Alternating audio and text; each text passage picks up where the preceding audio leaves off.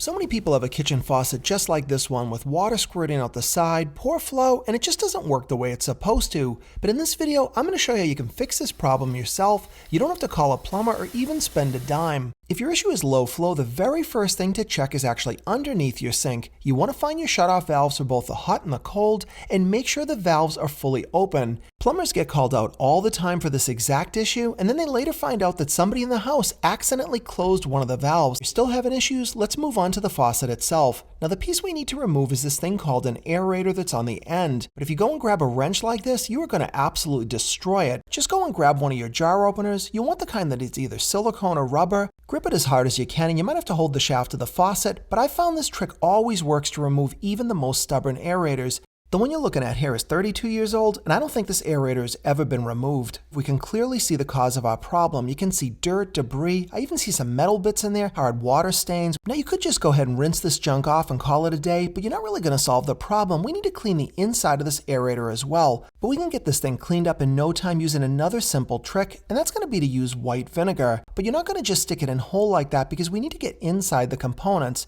But fortunately, it's really easy. Just press your thumb on the bottom of the aerator, and you can push the inside bits out. Now there may be one or two pieces, so just kind of keep track of which order they go in. And before we put our vinegar in the cup, take a look at this screen in the aerator. When we hold it up to the light, you can barely see anything through it. And I don't recommend putting the metal part of the aerator into the cup. We'll clean that right before we reinstall it.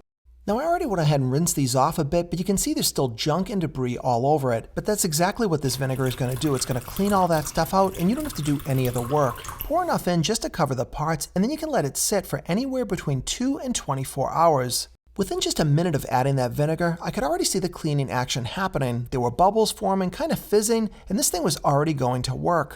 And after leaving them in the solution overnight, you can see they're already looking fantastic, but it is a good idea if they're really bad to use some sort of leftover toothbrush, give them a quick scrub just to make sure they're totally clean.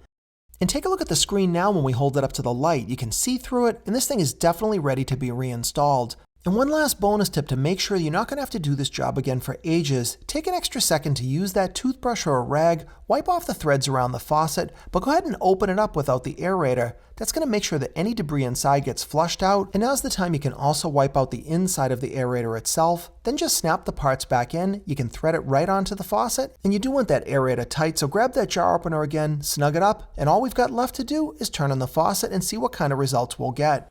And this is the way your kitchen faucet should look and work, no leaks and no problems. Nothing like this piece of junk before. This is an easy job to do yourself, doesn't cost any money, and just in a little bit of time, you'll have a working faucet again for ages. And don't forget, if this video was helpful, be sure to give me a thumbs up and subscribe to my channel.